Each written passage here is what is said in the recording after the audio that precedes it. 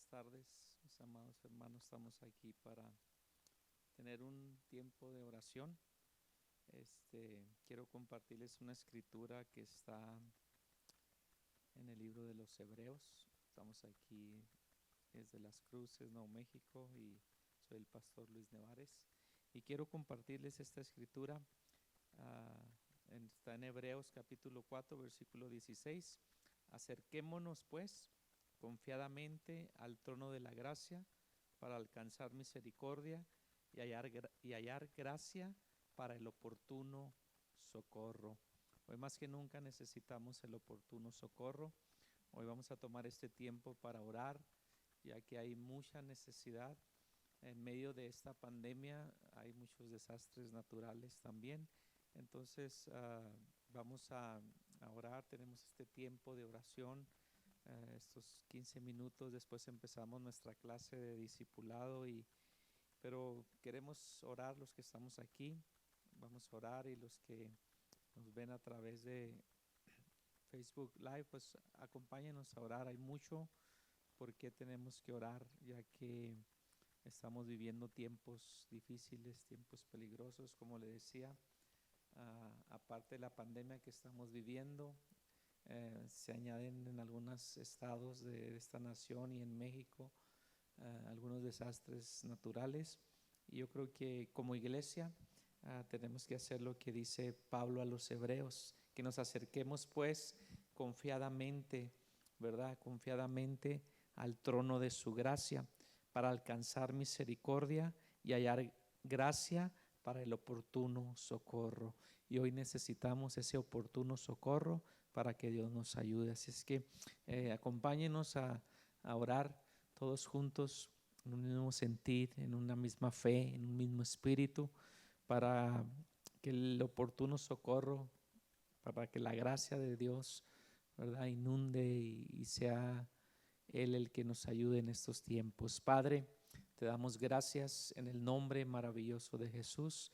Estamos aquí en tu casa una vez más, porque tu palabra dice que nos acerquemos a ti, a ese trono alto y sublime, que nos acerquemos a ti, al trono de tu gracia, que Jesucristo nos dio entrada a ese trono de la gracia, ese sacerdote para siempre, que es nuestro Señor y Salvador Jesús.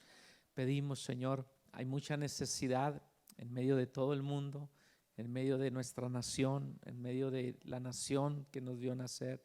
Señor, hay necesidad, Padre, y te pedimos que tú obres.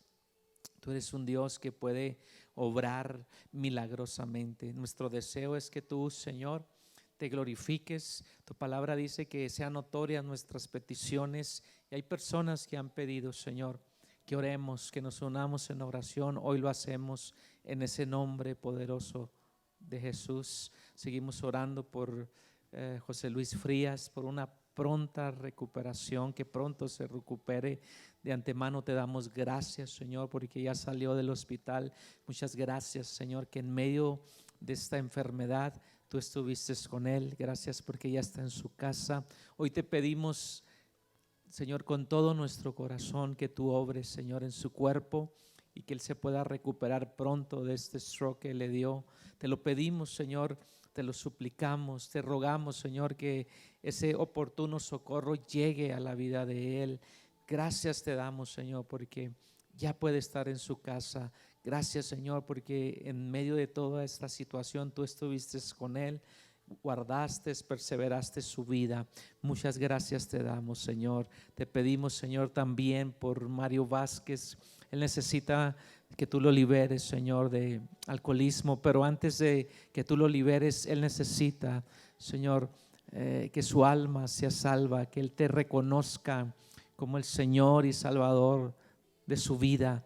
Que él, Señor, entienda que tú eres el único que puede cambiar su vida, que puede hacerlo, Señor, que sea libre de toda adicción. Por eso lo ponemos en tus manos hoy. Tu palabra dice que el Espíritu Santo es el que nos redarguye de pecado. Y hoy te pedimos, Espíritu Santo, que allí donde está él, Señor, hagas un milagro en su alma, en su corazón, y que tú salves, Señor, su alma. Te lo pedimos con todo nuestro corazón. Te pedimos por este joven José Antonio que tiene diabetes, problemas cardíacos. Tú puedes obrar, Señor, tú puedes obrar en medio de esta necesidad. Tú puedes obrar en medio de esa deficiencia en su cuerpo, porque tú eres poderoso. Tu palabra dice que tú nos formaste en el vientre de nuestra madre, que tú nos formaste, Señor, en las entrañas de nuestra madre, y tú conoces todo de nosotros. Aún no está la palabra en nuestra boca. He aquí, Jehová, tú la sabes toda, como dijera el salmista en el Salmo 139. Señor, por eso te pedimos, tú que lo sabes todo, tú que conoces todo de nosotros, Señor, te pedimos que tú obres en esta vida, Señor, en el nombre maravilloso de Jesús.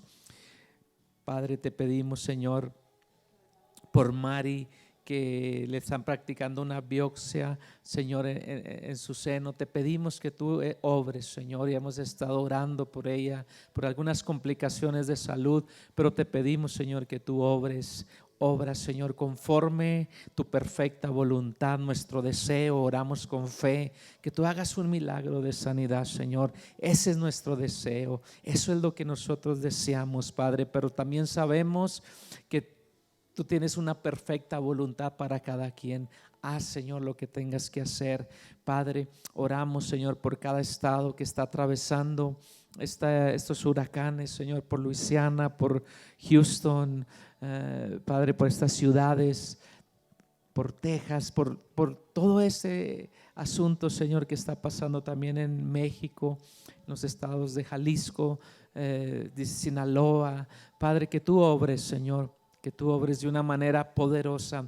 Mira, nosotros nos unimos en esta tarde, Señor, aquí delante de ti, porque queremos acercarnos al trono de tu gracia, porque queremos alcanzar misericordia, porque queremos hallar gracia para un oportuno socorro. La tierra gime, Señor, y nosotros, tu pueblo, nos humillamos, porque tu palabra nos enseña que si mi pueblo se humillara, si invocáremos tu nombre, si buscáremos tu rostro, si nos apartáramos de nuestros malos caminos, entonces tú oirás desde los cielos y perdonarás nuestros pecados y sanarás nuestra tierra.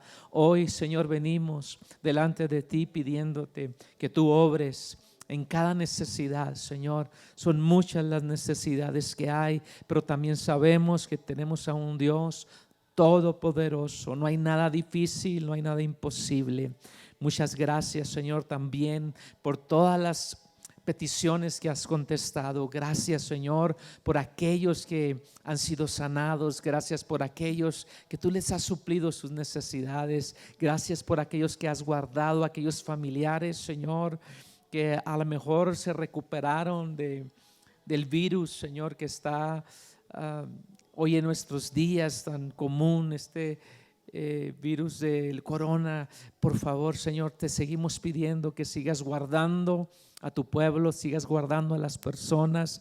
Tú eres el Dios de los imposibles y hoy nos allegamos a ti, a tu trono alto y sublime, no porque seamos dignos, no porque merezcamos, es porque la sangre de Cristo nos da entrada, Señor, a ese trono de tu gracia, porque ese sacerdote para siempre que murió en la cruz del Calvario por nosotros, Señor, Él nos dio la entrada hasta tu trono alto y sublime. Y hoy, Señor, apelamos a tu misericordia, apelamos, Señor, a tu gracia, a tu favor, para que tú obres de una manera sobrenatural, porque tú eres un Dios sobrenatural. Y nosotros, Señor, estamos aquí pidiéndote, rogándote, Señor, que tú obres conforme tu inmensa misericordia, Señor, porque tu palabra dice que tu misericordia es para siempre y tu bondad, Señor, de generación en generación. Por eso hoy venimos, Señor, porque sabemos que tú eres el único que tiene respuestas a nuestras situaciones difíciles, adversas, que tú eres el único que puede obrar de una manera extraordinaria y sobrenatural. Tú eres el único Dios verdadero en el cual el hombre puede confiar plenamente, que todo lo que haces, Señor, que todo lo que has hecho ha tenido un propósito en nuestras vidas. Por eso hoy te damos, Señor, toda la gloria y toda la honra y toda la alabanza. Gracias, Señor, porque en medio de esta situación todavía podemos adorarte, exaltarte, bendecir tu nombre. Jesús, gracias por abrir las puertas, gracias por rasgar el velo, Señor, y poder entrar al lugar santísimo a través de la sangre de Cristo. Gracias, Señor, por suplir nuestras necesidades. Muchas gracias porque tú has sido bueno con todos nosotros. Por eso Pedro dijo: ¿a quién iremos, Señor, si solamente tú tienes palabras de vida eterna? Y en realidad, Señor, no hay nadie como tú. Solamente tú tienes palabras de vida eterna, palabras de aliento, palabras que nos alientan a continuar hacia adelante. Hoy nos unimos, Señor, como iglesia, como pueblo tuyo, a traer cada una de las peticiones, cada una de las necesidades que hay, para que tú obres, Señor, para que tú te glorifiques, para que tú hagas, Señor, lo que tengas que hacer en la vida de cada uno de nosotros, que cada día te amemos más, que cada día te sirvamos con un corazón agradecido.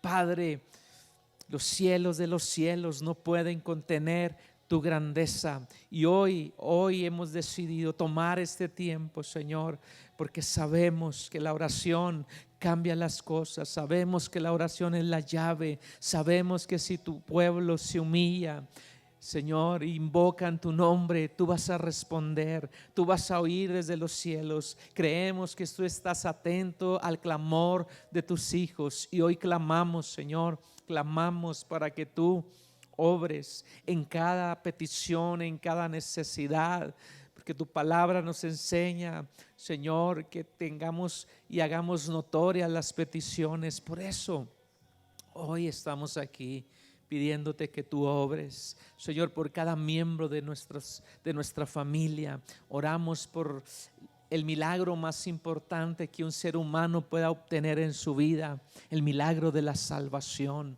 Padre, te pedimos, Señor, por aquellos que no son salvos, aquellos que todavía no han tomado la decisión, la mejor decisión de sus vidas, de entregar su corazón a ti. Hoy, Señor, que ellos puedan confesarte como el Señor y Salvador de sus vidas. Te pedimos que tu Espíritu Santo, el cual nos guía, nos dirige, nos redarguye, nos enseña, Señor, venga a redarguir las vidas de aquellos que todavía no se han entregado a ti, aquellos que se les ha predicado tu palabra y todavía, Señor, no pueden abrir su corazón. Tu palabra dice que tú cambiarías el corazón de piedra y pondrías un corazón de carne. Y hoy, Señor, apelamos a esa palabra y a esa misericordia que tú tienes para con el hombre. Como dice Romanos 5:8, Señor, que tú muestras tu amor para con nosotros, que aún siendo pecadores, Cristo murió por nosotros. Te damos muchas gracias por haber muerto por nosotros sin merecerlo. Tú, Señor, moriste en esa cruz para libertar nuestras vidas, para darnos salvación. Pero hay muchos de nuestros amigos, de nuestros familiares, de nuestros hijos, Señor, que tal vez no han abierto su corazón, tal vez no han confesado a Jesús como el Señor y Salvador de sus vidas. Hoy oramos para que tu Espíritu Santo los traiga a un arrepentimiento, los traiga a un entendimiento, Señor, que puedan caer en sí por aquellos que un día te conocieron y por alguna razón, Señor, por algún motivo, por algo que les sucedió en sus vidas, se apartaron de ti. También, Señor, oramos y que puedan caer en sí como lo hizo el hijo pródigo cuando se encontraba, Señor, allá en lo más difícil de su vida, en el momento más oscuro de su vida, reflexionó y dijo: me levantaré e iré a mi padre, porque en la casa de mi padre hay abundancia de pan. Entendió que contigo, Señor, Somos más que vencedores.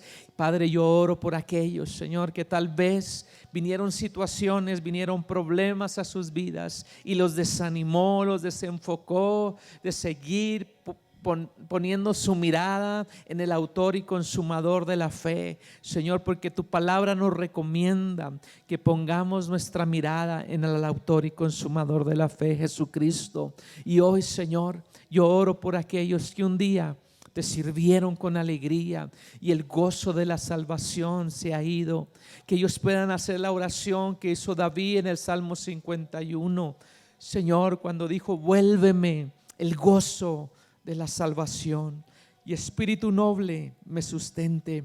Yo te pido, Señor, que tu Espíritu Santo los haga recapacitar y que puedan decir: no quites de mí tu Santo Espíritu y vuélveme el gozo de la salvación, Padre, porque si nos alejamos de ti, nuestra vida se apaga, nuestro corazón, Señor, se entristece, porque tú eres el gozo, tú eres la libertad, tú eres el que ha hecho grandes maravillas dentro de nuestras vidas.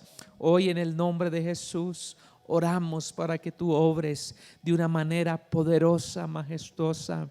Espíritu de Dios, no hay nadie que pueda hacer las obras que tú haces. Por eso hoy nos acercamos, como dice tu palabra, como dice Hebreos 4:12, nos acercamos confiadamente al trono de tu gracia, porque en ese trono, Señor, ahí vamos a hallar el oportuno socorro para nuestras necesidades. Hoy nos unimos en oración, nos unimos creyendo que tú vas a obrar conforme tu perfecta voluntad. Nuestro deseo, Señor, es que tú te glorifiques, que tú sanes, que tú libertes, Padre, pero sabemos que tú eres más sabio que nosotros, sabemos que tú eres un Dios soberano y haces como tú quieres, y nosotros aceptamos tu perfecta voluntad. Nuestro deseo, Señor, es que tú hagas lo que tengas que hacer en cada vida, en cada necesidad, que tú obres conforme mejor les convenga a cada uno de ellos, Señor. Hemos orado con fe, creyendo, sabiendo, Señor, que nuestra oración ha sido escuchada, que nuestra oración ha llegado, nuestro ruego, nuestra súplica ha llegado hasta tu trono alto y sublime. Hoy, Señor, yo oro para que cada uno de mis hermanos sean fortalecidos en el poder, Señor, de tu Espíritu, que nuestras mentes sean renovadas, que nuestras fuerzas sean renovadas, que nuestras rodillas se enderecen, Señor, que nuestros brazos caídos se levanten, y es a través, Señor, del poder de tu Espíritu. Y hoy, Señor, te pedimos, Señor, que nos ayudes a interceder cada día, a clamar cada día por aquellos, Señor, que tal vez no te conocen, por aquellos que tal vez algún día te conocieron y se apartaron, o por aquellos que están atravesando alguna necesidad, que sus fuerzas, que su fe se ha debilitado. Tu palabra, Señor, nos llama a que oremos los unos por los otros, Señor, que levantemos las manos caídas, Señor, que oremos confiadamente a ti para que tú obres en sus corazones. Es lo que hacemos hoy, Padre. Ponemos, Señor, a esta nación en tus manos. Ponemos, Señor, las próximas elecciones en tus manos. Padre, que tu pueblo que conoce tu nombre vea, Señor, lo que nos conviene a través de tus principios bíblicos. Te lo pedimos en el nombre maravilloso de Jesús. No lo que nosotros pensamos que es bueno, no lo que nosotros pensamos que nos conviene, sino con aquellos candidatos, Padre, que van a estar más a favor de tus principios bíblicos. Padre, te pedimos que tú des sabiduría a tu pueblo, Señor, en el nombre poderoso de Jesús. Oramos creyendo que tú vas a obrar de una manera poderosa en el nombre de Jesús. Amén. Sigamos orando, hermanos. Dios es muy bueno y la oración es un arma que nosotros podemos usar, que Dios nos dejó para que Dios obre. Así es que le voy a dejar el lugar al hermano Ricardo para que él continúe con la clase. Y sigamos orando, ¿eh? Tenemos oración todos los días. Mande sus peticiones, usted que nos ve a través de Facebook. De verdad que hay un buen grupo que está orando. Bendiciones. Gracias, pastor.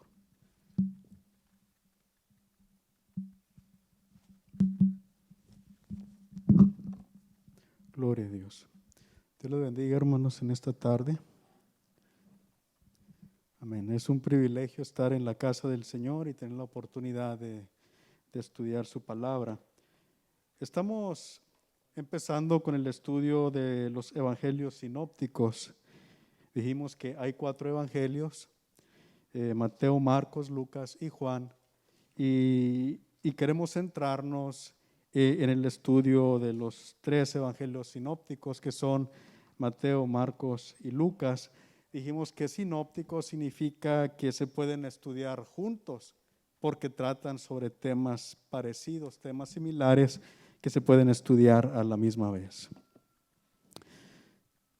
Y luego viene la pregunta: ¿por qué hay varios evangelios? ¿Por qué no tenemos solamente un evangelio? ¿Por qué era necesario que hubiera 4 evangelios en lugar de 1? ¿Alguna idea, hermanos?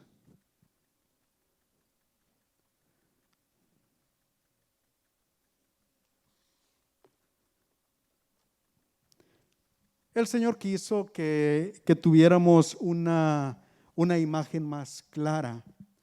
¿De qué manera vamos a tener, si fuéramos a conocer a una persona, por decir, con un retrato? Si tenemos un retrato de la persona, aunque sea de cuerpo entero, pero una sola imagen, conocemos así a la persona, o la podemos conocer mejor si hay diferentes retratos de perfil de diferentes maneras. Entendemos, hermanos, que en el tiempo del Señor también había diferentes tipos de personas. Estaban los judíos, como mencionamos la semana pasada, había romanos, había griegos, y esa es la razón por la cual los diferentes evangelistas se concentran o se centran a presentar el evangelio a los diferentes grupos de personas que había. Vamos a mirar lo que dice Romanos capítulo 1, verso 16. Muchos de nosotros a lo mejor lo conocemos de memoria.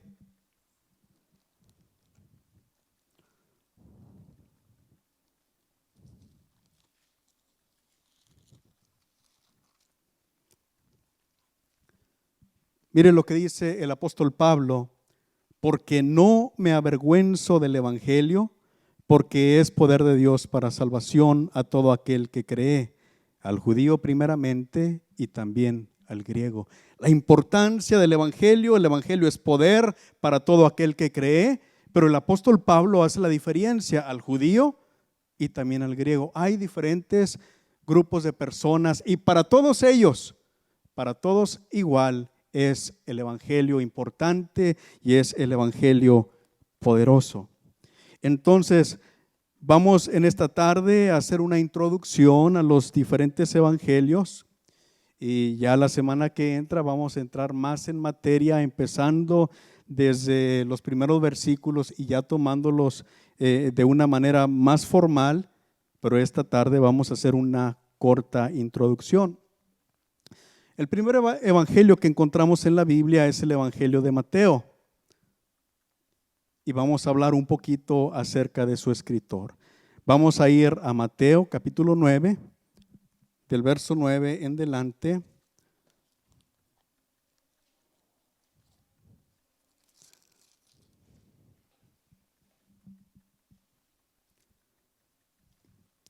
Dice la palabra de Dios: pasando Jesús de allí, vio a un hombre llamado Mateo que estaba sentado al banco de los tributos públicos y le dijo: sígueme.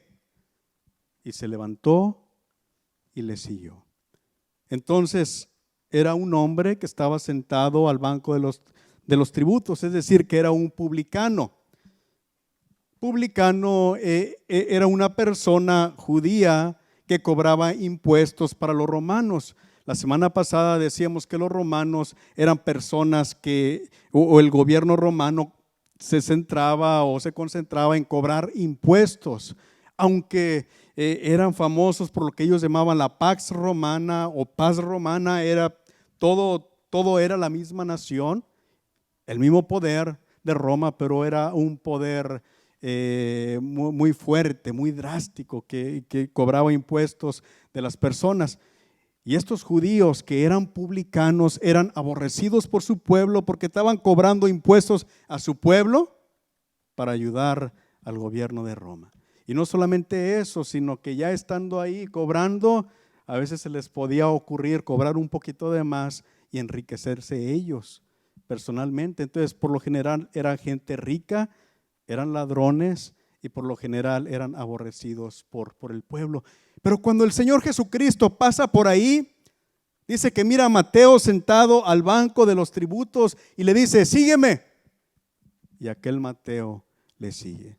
Aquí podemos mirar, hermanos, de qué manera Dios no hace acepción de personas. Todos somos pecadores. Todos. No hay justo ni aún uno.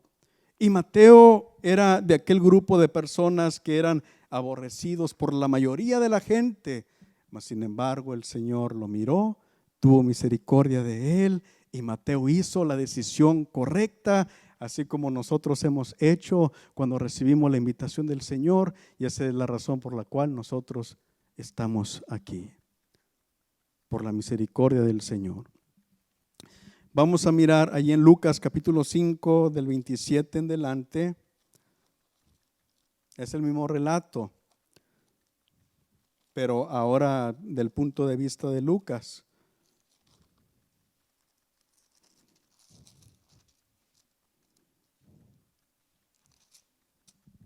Lucas 5:27 dice: después de estas cosas salió y vio a un publicano llamado Leví sentado al banco de los tributos públicos y le dijo: sígueme. Mateo y Leví es el mismo nombre, es la misma persona. Dice: y dejándolo todo, se levantó y le siguió. Y Leví le hizo un gran banquete en su casa, y había mucha compañía de publicanos y de otros que estaban en la mesa con ellos. Y los escribas y los fariseos murmuraban contra los discípulos, diciendo: ¿por qué coméis y bebéis con publicanos y pecadores? Y respondió Jesús y les dijo: los que están sanos no tienen necesidad de médicos, sino los enfermos. No he venido a llamar justos, sino a pecadores. Entonces miramos que la conversión de Mateo es una conversión auténtica. Cuando tiene el encuentro con el Señor y el Señor le dice: sígueme, y Mateo está tan emocionado, tan contento por el encuentro con el Salvador, que hace una grande fiesta e invita a mucha gente, y de esa manera él está compartiendo. Él quiere que otros vengan a tener el encuentro con el Salvador que él tiene. Los religiosos están celosos y dicen: Jesús come con pecadores. Y el Señor les dice: es que los enfermos son los que tienen necesidad del médico, y es a ellos a los que yo he venido. Entonces, hermanos, la conversión de la persona debe de ser una conversión auténtica. Y cuando amamos al Señor y cuando estamos emocionados por el Señor, entonces nosotros debemos de ser, como decíamos en nuestras clases antes de que pasara todo esto de la pandemia, debemos de ser cristianos contagiosos, que animamos, que motivamos a otros, porque el encuentro que nosotros tenemos con Cristo es un encuentro auténtico que cambia a las personas. Mateo, por ser publicano, no era una persona cualquiera, era un hombre con educación, era un hombre educado, era un hombre que ponía atención a los detalles. Y entonces él es el escritor de este libro, de este Evangelio de Mateo, y escribe principalmente para los judíos convertidos al cristianismo para fortalecer su fe.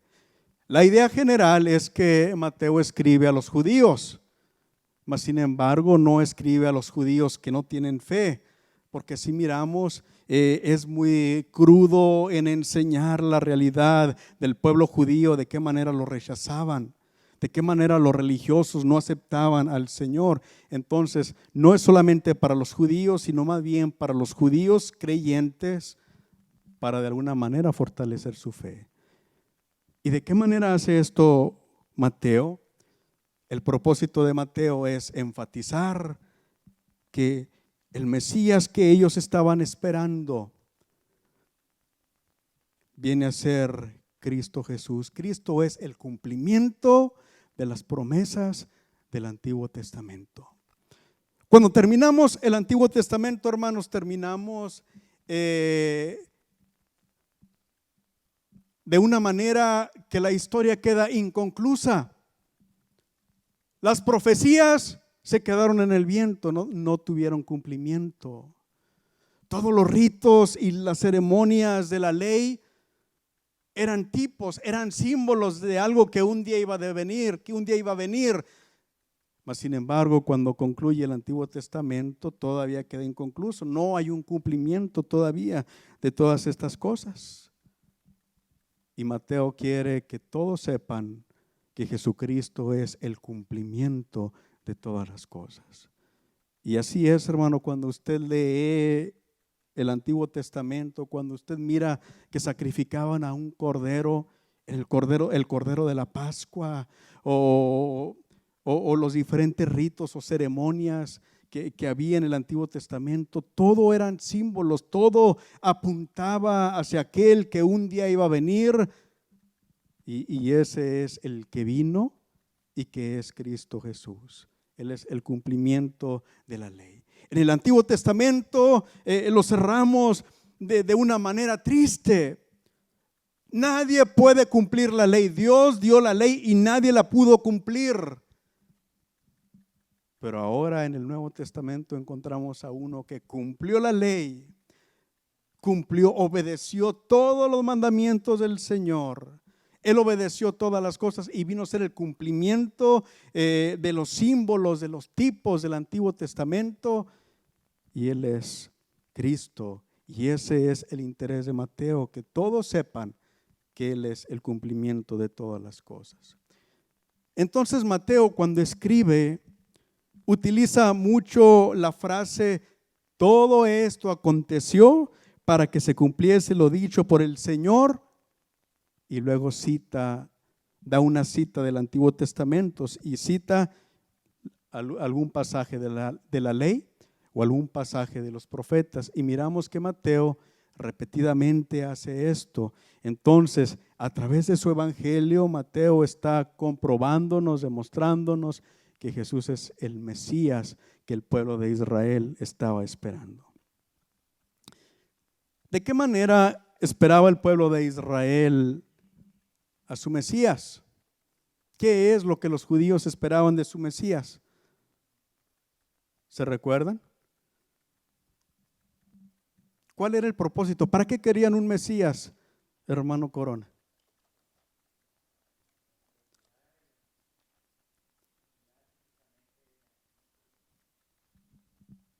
El Mesías iba a ser un rey que los iba a libertar. No solamente que los iba a libertar, sino que iba a imponer un reino desde Jerusalén. Y ahora ellos se encuentran sujetos bajo el imperio romano. Entonces ellos están esperando a un Mesías rey que va a venir y que va a reinar por sobre todos. Y entonces ellos van a ser una nación libre y gobernada por este rey bondadoso, bueno, que es un rey puesto por Dios.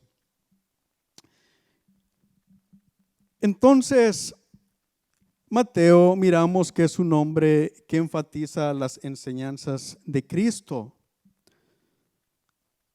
de tal forma que Mateo, cuando está presentando su evangelio, él enfoca en las cosas que Cristo enseñó, de tal forma que este evangelio se conoce como un evangelio didáctico, un evangelio de enseñanza. Y el tema principal es el reino de los cielos, enfatizando ¿qué?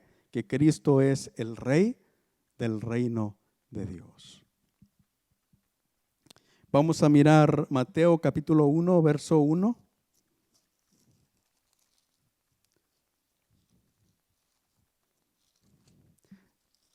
Deben de recordarse, hermanos, tráiganse su Biblia a estos estudios.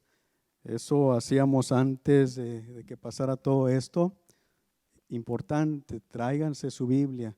Estamos estudiando la palabra de Dios. Mateo capítulo 1, verso 1 dice: libro de la genealogía de Jesucristo. Y luego dice: hijo de David, hijo de Abraham. ¿Qué nos está diciendo aquí Mateo? Que Cristo es descendiente de Abraham, por lo tanto es el cumplimiento a las promesas que Dios le hizo a Abraham. ¿Se recuerda? La semana pasada decíamos que dice la Escritura que el Señor le dice a Abraham: y en tu simiente, en tu simiente, en tu semilla, serán benditas todas las naciones de la tierra. Quiere decir que había uno que había de venir de la descendencia de Abraham, en el cual iba a haber bendición para todos los pueblos. Y Mateo dice: Jesucristo, hijo de David, hijo de Abraham. ¿Cuál es la importancia que sea hijo de David? Bueno, la promesa del Mesías es que había de venir uno descendiente de David que iba a reinar y que de la simiente de David, de la línea de David, iba a ser ese rey, ese Mesías que iba a gobernar en Israel. Entonces, Mateo nos demuestra que Jesús es ese rey y enfatiza que Él es descendiente de Abraham y descendiente de David. Y no solamente eso, sino que toma el trabajo de darnos una genealogía larga. Y dice: Abraham engendró a Isaac, Isaac a Jacob, Jacob a Judá y a sus hermanos, e iba dando la historia para llegar desde Abraham, pasa por David y hasta llegar hasta Jesucristo. En la Biblia, hermanos, tenemos dos genealogías de Jesucristo, esta que encontramos en Mateo y otra que encontramos en Lucas. Mateo se centra en lo que acontece en la vida de José. Entonces, de alguna manera, esta genealogía viene a ser la genealogía de Jesucristo, pero enseñándonos que José, el hombre el esposo de María, que pensaban que era el padre de Jesús, de qué manera él viene a ser de la línea de Abraham y de la línea de David. La otra genealogía dijimos que la encontramos en Lucas, y esta genealogía es la genealogía de María. Y vamos a mirar eso más adelante. Entonces, Mateo nos enseña que Jesús es el rey legítimo de Israel. Pero también nos enseña que Jesús es rechazado por los judíos y nos enseña que un día Jesús viene, regresará y entonces va a reinar. Vamos a entrar entonces a hablar un poquito del libro de Marcos. Marcos es el evangelio más breve, es el evangelio más breve de los cuatro. Mateo, ¿qué dijimos que enfatiza? Las enseñanzas de Jesús. Marcos enfatiza los hechos de Jesús, lo que Jesús hace. ¿Quién escribe el evangelio según San Marcos? El autor se llama Juan Marcos. Y vamos a conocerlo un poquito. Vamos a mirar Hechos capítulo 12, verso 12.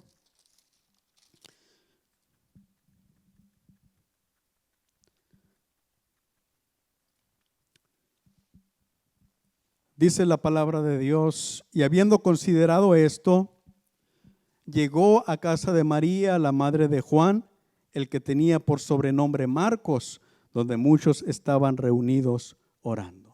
Resulta que Pedro lo habían encarcelado por causa del evangelio y estaban un grupo de hermanos reunidos orando en la casa de María. una mujer importante, rica de Jerusalén, cristiana, y al parecer allí era el lugar donde se congregaban los hermanos. Y cuando Pedro estaba en la cárcel, ellos estaban orando por la liberación de Pedro. Y si usted mira el pasaje, miramos que Pedro fue liberado de una manera milagrosa. Dios contesta la oración de ellos. Y entonces Pedro sale de la cárcel y sabe a dónde dirigirse, a la casa de María, la mamá de Juan Marcos. Entonces, Juan Marcos era un joven cristiano al comienzo del cristianismo. Después encontramos otra vez a Juan Marcos en Hechos capítulo 3, verso 4 en delante. Dice: ellos entonces, enviados por el Espíritu Santo, descendieron a Seleucia y de ahí navegaron a Chipre.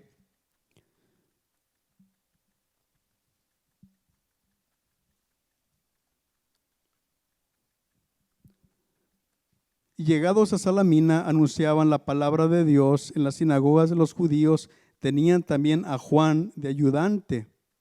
Y habiendo atravesado toda la isla hasta Pafos, hallaron a cierto mago falso, profeta judío llamado Bar Jesús. Encontramos que es el primer viaje misionero de Bernabé y Saulo, y que hay un joven que se llama Juan, que es Juan Marcos, que los está acompañando. Sin embargo, allá en el capítulo 15 encontramos que este Juan Marcos, que era sobrino de Bernabé y que estaba animado de ir con ellos a su viaje misionero, cuando se encuentra por ahí en cierta ciudad, se desalienta, se desanima, y aquellos quieren seguir adelante. Pero cuando Juan Marcos mira que hay persecución o que el evangelio no es recibido de la forma que él esperaba, se desanima y los deja y se regresa a Jerusalén. Entonces, de alguna manera podemos decir que Juan Marcos era un joven muy animoso, pero que muy al principio de su ministerio parece como que fracasa en el ministerio, pues abandona a los hermanos que van en su viaje misionero.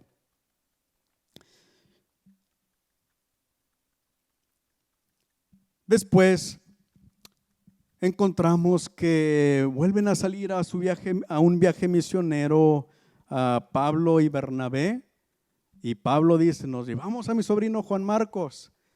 Y Pablo le dice: no, él nos abandonó en el primer viaje, él aquí se queda, que no lo llevamos, que no nos lo llevamos, dice Pablo. Y fue tan grande la discusión que dice la palabra de Dios que entonces Pablo se fue por un lado, Bernabé se fue a otra parte. Pablo se lleva a Silas y Bernabé se lleva a su sobrino Juan Marcos. Ese Bernabé, hermanos, cuando estudia el libro de Hechos, es un hombre de Dios amoroso, tierno, que le gusta ayudar a las personas, fortalecer, animar a las personas. Fue el primero que le dio la oportunidad al apóstol Pablo. Los creyentes no querían a Pablo porque había sido perseguidor de la iglesia. Y Bernabé, sin embargo, le da la oportunidad a Pablo. Y ahora Pablo rechaza a Juan Marcos. Y Bernabé dice: no, vamos a darle la oportunidad, una oportunidad más a Juan Marcos. Más adelante, hermanos, miramos que en Primera de Pedro 5:13, que de alguna manera Juan Marcos se había identificado mucho con el apóstol Pedro. Primera de Pedro 5:13 dice: la iglesia que está en Babilonia, elegida juntamente con vosotros, y Marcos mi hijo, os saludan. De alguna manera Marcos se había convertido en un hijo espiritual de Pedro.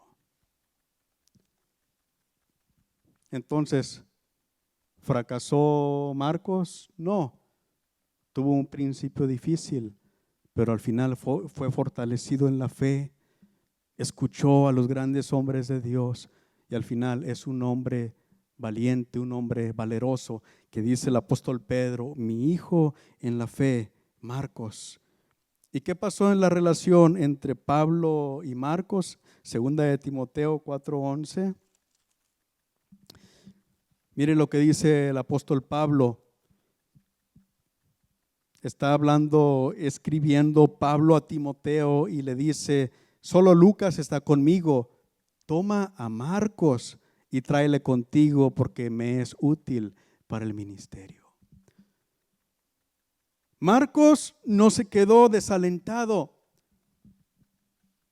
sino que sobrepasó aquel primer tropiezo y después, trabajando arduamente, esmeradamente, con dedicación, ahora el apóstol Pablo dice: tráelo porque él es útil en el evangelio. De ahí nosotros podemos aprender, hermanos. Todos a veces tenemos tropiezos, todos a veces fallamos en alguna manera, pero debemos de aprender y no quedarnos ahí nada más, sino ir adelante, creciendo todavía. Todavía hay una oportunidad y todavía hay mucho que podemos hacer en la obra de Dios y todavía hay mucho que se tiene que hacer en la obra de Dios. Pero entonces, ¿quién es el padre espiritual de Marcos? ¿Se recuerdan? ¿Quién dice mi hijo Marcos? Pedro. Entonces, se dice que Pedro, cuando iba a predicar, Marcos iba con él. Y luego Pedro era un hombre que había caminado con el Señor, era un hombre diferente. No había muchos, había solamente 12 apóstoles. Y Pedro era uno de ellos que había caminado con el Señor. Y dice la historia que cuando Pedro les predicaba y le decía: así decía el Señor Jesús, o esto hizo el Señor Jesús, los hermanos estaban maravillados con todo lo que había hecho el Señor. Pero Pedro no ponía escrito en un libro las cosas que había hecho el Señor. Entonces los hermanos le rogaban a Marcos y le decían: júntate con Pedro y escribe todas esas cosas que Pedro relata acerca de la vida del Señor. Y eso es lo que acontece. Entonces Marcos viene a escribir, a poner en un libro el relato de Pedro acerca de la vida de Jesús. De tal forma, hermanos, que muchos conocen el evangelio de Marcos como el evangelio de Pedro. Viene Marcos a ser como un tipo de secretario que escribe lo que Pedro relata acerca de la vida del Señor. Ahora, Mateo escribe de una manera didáctica lo que Jesús enseñó. Marcos no. Marcos escribe lo que el Señor hizo, lo que Jesús hizo. ¿A quién va dirigido el evangelio de San Marcos? Va dirigido a los romanos. A los romanos. Y los romanos no eran tan intelectuales, eran más bien muy activos, muy valientes. Les gustaba que las cosas acontecieran, que las cosas se hicieran. Y Marcos viene a presentarles a Jesucristo, un hombre que trabaja, un hombre activo. ¿De qué manera lo viene a presentar? ¿Sabe usted por qué los judíos del tiempo del Señor y todavía los judíos de nuestro tiempo, muchos de ellos no reciben a Jesucristo, a Jesús, como el Mesías prometido? Porque ellos esperaban a un rey que iba a venir a libertar al pueblo. Mas sin embargo, en la palabra de Dios hay otros pasajes que hablan del Mesías no como un rey, sino como un siervo que iba a sufrir. Allá en Isaías capítulo 53 encontramos de qué manera iba a venir el siervo del Señor, el siervo de Dios, y que iba a sufrir y que iba a ir como oveja al matadero, que iba a cargar el pecado de toda la humanidad y que no iba a abrir su boca para quejarse. Vamos a mirar Isaías 42.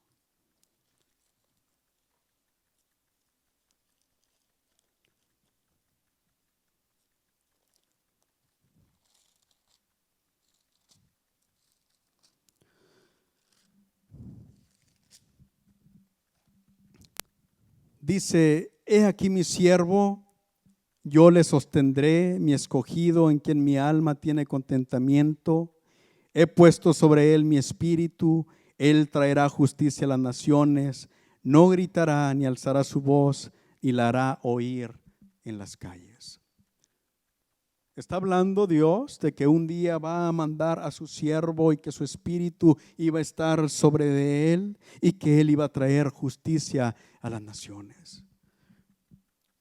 Y este siervo, especialmente allí en el libro de Isaías, encontramos que es un siervo que sufre. Y entonces los judíos, hermanos, sinceros, cuando veían estos pasajes no podían entender muchas cosas, porque decían: pero ¿cómo puede ser el Mesías un rey, pero a la misma vez alguien que va a sufrir? ¿Cómo es posible esto? De tal forma que a veces incluso algunos judíos pensaban que la escritura hablaba de dos personas diferentes. No entendían que el Señor en su primera venida iba a venir como un siervo, iba a venir a pagar por el pecado de todos los humanos, y después un día va a venir en gloria y va a reinar. ¿Y cuántos esperamos la segunda venida de nuestro Señor Jesucristo? Un día Cristo viene, pero ya no viene para sufrir más. Ahora sí va a venir en toda su gloria y va a reinar por sobre todos los reinos de la tierra. Entonces encontramos que Mateo escribe principalmente para los romanos. Marcos escribe para los romanos. Gracias, pastor. Y miramos que no escribe a los judíos. Por eso es que Marcos, cuando escribe y habla de alguna tradición judía, se preocupa por explicar cómo era esa tradición judía, porque no era dirigido a personas que conocían las tradiciones. Miramos que Marcos es un evangelio corto porque es una narración histórica, pero es una narración breve y concisa. Presenta a Jesús como un hombre de acción, siempre activo. Y miramos que en un solo capítulo pasan muchas cosas. Las palabras preferidas de Marcos son y después de esto, inmediatamente, y luego, y enseguida, denotando que el Señor Jesucristo está siempre activo haciendo obras. Enfatiza en los milagros que el Señor Jesucristo realiza en las multitudes.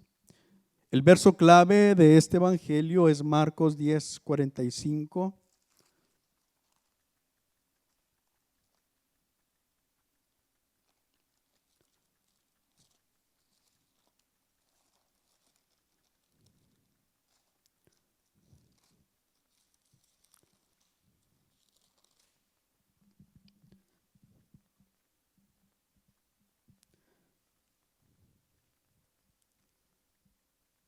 Marcos 10:45, hablando del Señor Jesucristo, dice: porque el Hijo del Hombre no vino para ser servido, sino para servir y para dar su vida en rescate por muchos. ¿Para qué vino? Para servir. Vino en calidad de siervo y vino para dar su vida en rescate por muchos.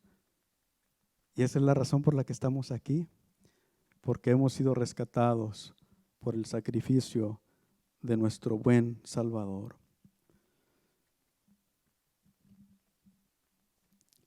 Es importante también la forma como Pedro presenta al Señor Jesús.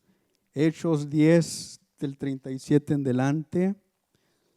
El Señor Jesucristo, el apóstol Pablo está evangelizando a Cornelio, está hablándole acerca del evangelio, y mire lo que dice acerca de Cristo. Hechos 10 del 37 al 39 dice: vosotros sabéis lo que se divulgó por toda Judea, comenzando desde Galilea, después del bautismo que predicó Juan, y cómo Dios ungió con el poder ungió con el Espíritu Santo y con poder a Jesús de Nazaret, y como éste anduvo haciendo bienes y sanando a todos los oprimidos por el diablo, porque Dios estaba con él.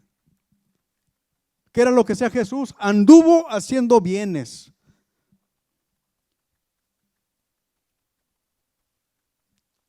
Ojalá que así fuéramos los cristianos. A veces nos encerramos en una iglesia y leemos, se nos predica. A veces en nuestra casa leemos la palabra de Dios, a veces oramos y a veces ni siquiera eso. Pero el Señor Jesucristo era un hombre de la palabra, conocía la palabra como nadie, era un hombre que oraba como nadie y era un hombre que andaba por las calles haciendo bienes. Ojalá que eso nos identificara a nosotros como cristianos, como iglesia, haciendo siempre la obra de Dios. Muy bien. Y entramos al tercer evangelio sinóptico, que es Lucas.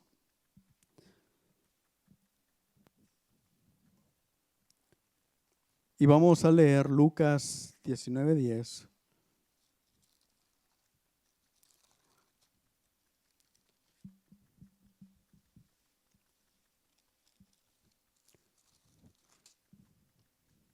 Cuando estábamos en las clases, por ahí había un hermano que le gustaba mucho ese texto y ya levantó la mano.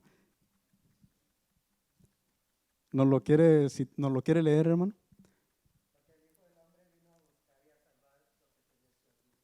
Porque el Hijo del Hombre vino a buscar y a salvar lo que se había perdido. Este es el centro del evangelio de Lucas. En este libro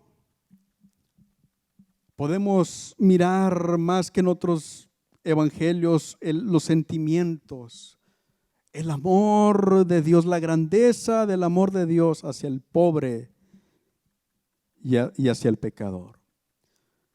Este libro es escrito por Lucas. Lucas es el único escritor del Nuevo Testamento que no es judío. Para conocerlo, vamos a mirar Colosenses capítulo 4, verso 14. Colosenses 4:14.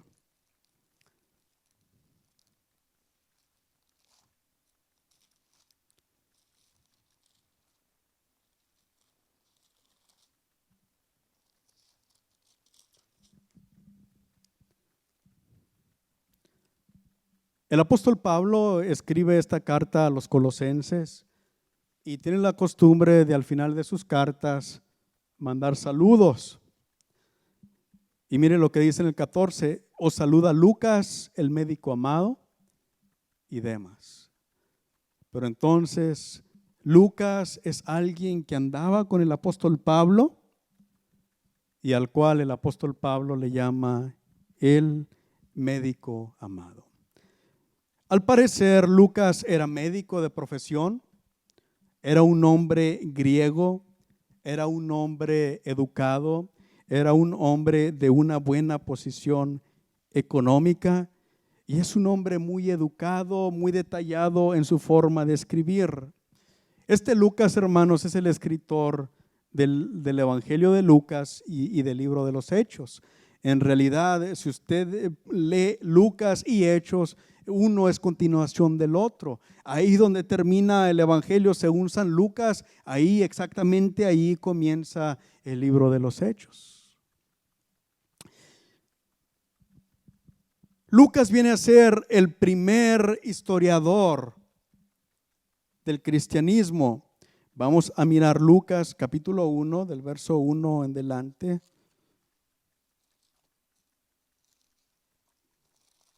A ver cómo empieza Lucas su libro.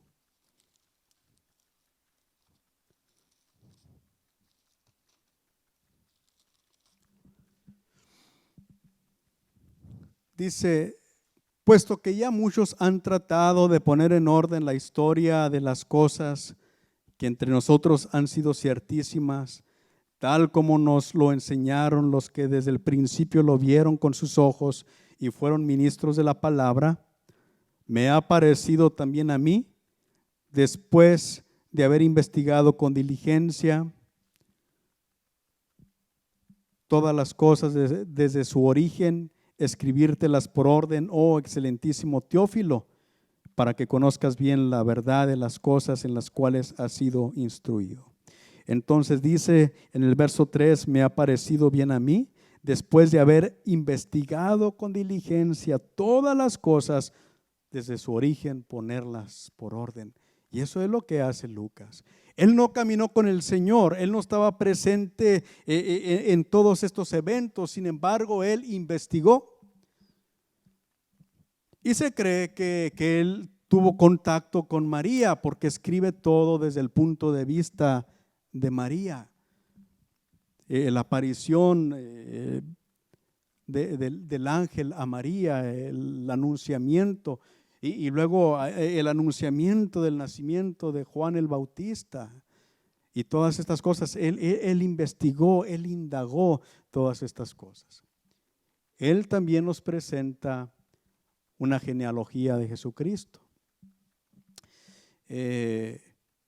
Mateo nos presenta la genealogía desde Abraham, porque Jesús tiene que ser descendiente de Abraham para ser el Mesías.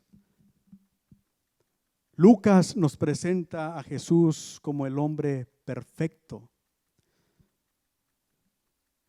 Así que en su genealogía, Lucas va no solamente hasta Abraham, sino hasta Adán, el primer hombre. Desde allá nos trae la genealogía y nos viene presentando la descendencia hasta llegar a Jesús. ¿Por qué nos presenta a un hombre perfecto? Bueno, Lucas escribe especialmente a los griegos. Lucas es un griego. Y los griegos no se van a satisfacer con el relato de Marcos muy rápido, sino que él escribe a los griegos de una forma detallada.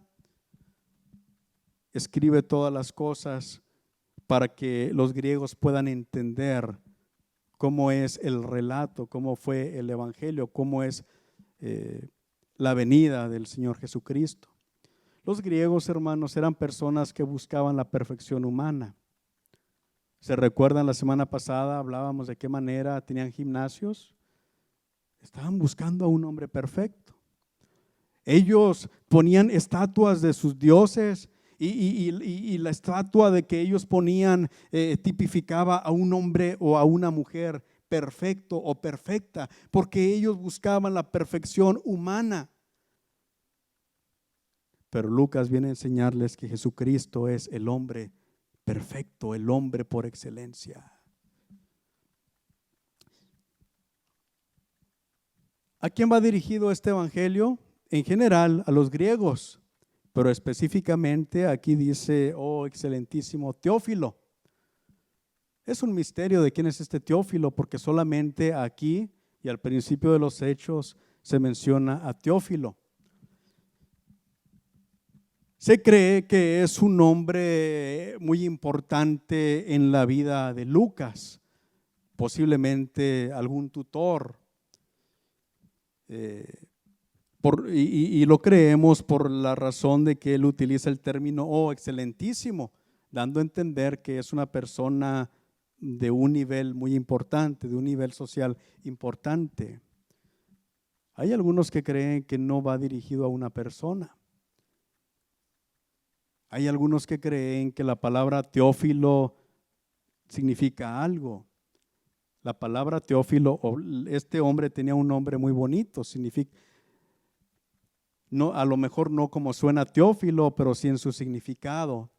Teo viene del griego, teo que es Dios, y filo viene del griego filios que es amor. Entonces, el nombre de Teófilo significa alguien, un hombre que ama a Dios. Algunos dicen, Lucas no escribió a un hombre que se llama Teófilo, sino que está escribiendo para todos aquellos que aman a Dios. Y de alguna manera, hermanos, el mensaje es muy importante para nosotros. Y es uno de los evangelios, todos los evangelios son maravillosos, pero este evangelio en especial, personalmente, me impresiona, me impacta y debería de impactar nuestra vida, porque nos enseña a Jesús, el hombre perfecto. ¿Y qué tiene que ver eso? Vamos a mirarlo un poquito más adelante. Lucas 2:14.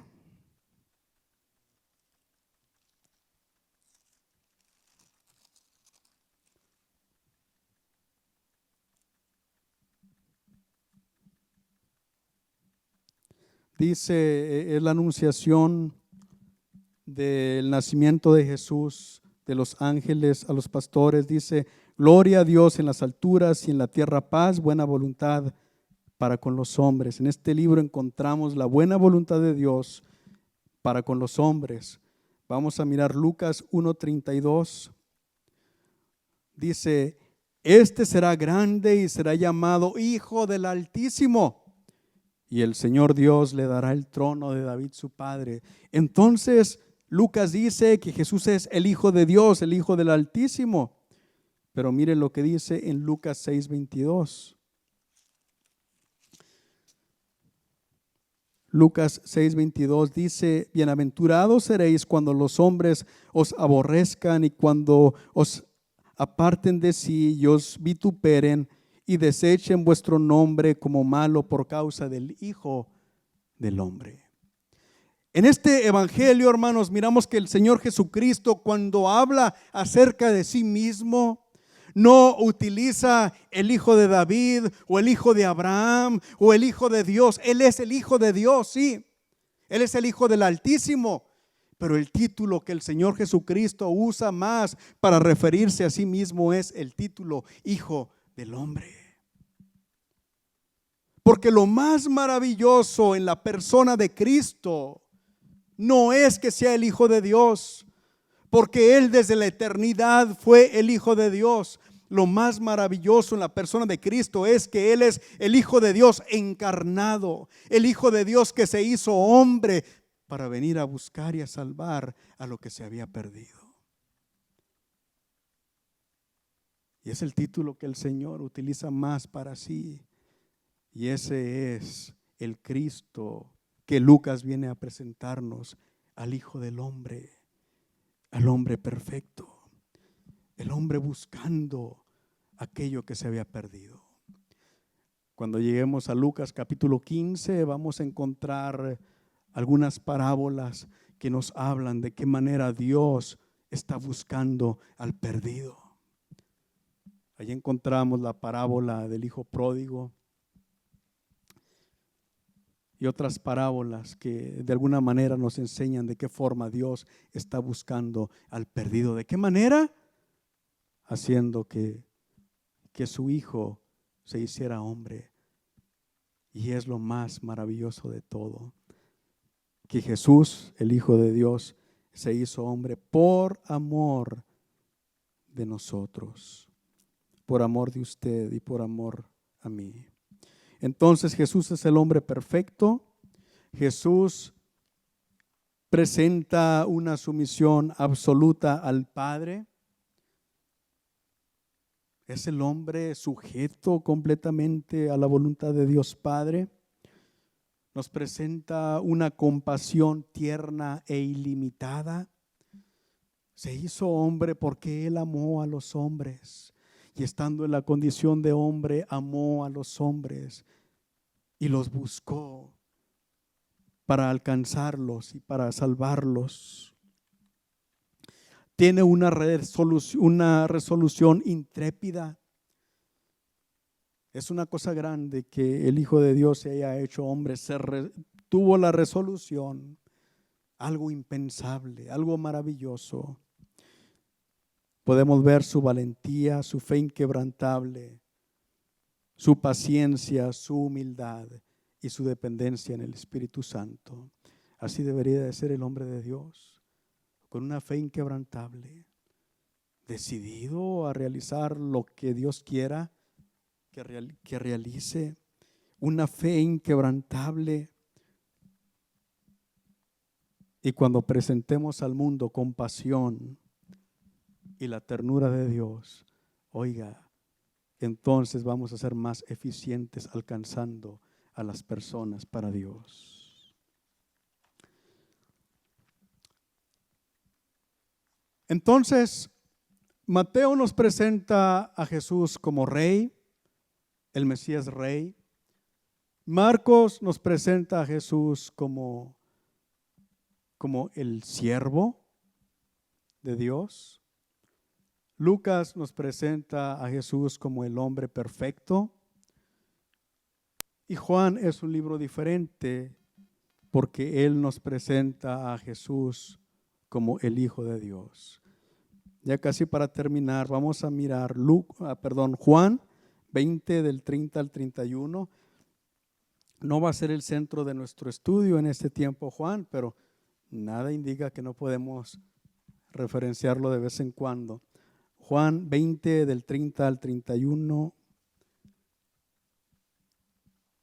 Aquí nos presenta el propósito del Evangelio de Juan. Hizo además Jesús muchas otras señales en presencia de sus discípulos, las cuales no están escritas en este libro. Dice, pero estas, o sea, lo que está escrito en este libro, se ha escrito para que creáis que Jesús es el Cristo, el Hijo de Dios, y para que creyendo tengáis vida en su nombre. ¿Cómo nos presenta Juan a Jesús? Como el Hijo de Dios. ¿Cómo nos lo presenta? Divino. Juan capítulo 1, verso 1, en el principio era el verbo y el verbo era con Dios y el verbo era Dios. El enfoque de Juan es que Jesús es Dios, Él es divino. ¿Y a quién va dirigido el Evangelio de Juan? A la iglesia en general. Todos deben de saber que Jesús es el Hijo de Dios y cuando crean en Él, entonces van a tener vida eterna, dice Juan. Estaba leyendo a un comentarista que dice que de alguna manera los evangelios vienen a ser un reflejo de la gloria de Dios. Allá en Ezequiel y en Apocalipsis capítulo 4 encontramos dos visiones del trono de Dios. Y en las dos visiones encontramos que había 4 seres vivientes alrededor del trono de Dios. Y dicen que tenía cara de león, cara de toro, una cara de hombre y un rostro de águila. Un rostro de león, un rostro de toro, un rostro de hombre y un rostro de águila. El rey, león, el león representa rey, ahí miramos a Mateo. El toro se usa para servicio, representa el servicio, ahí encontramos a Marcos. Y luego Lucas, miramos el hombre, representa la sabiduría del hombre. Y el águila en diferentes pasajes en la palabra de Dios representa la gloria y la soberanía de Dios. No es casualidad la manera como se escriben los evangelios, sino que Dios todo lo hace perfecto y de alguna manera los evangelios vienen a presentarnos 4 realidades maravillosas de Dios y de su Hijo Jesucristo. Ya es hora, hermanos. ¿Hay preguntas, comentarios antes de cerrar? Pastor. ¿Preguntas, comentarios, hermanos?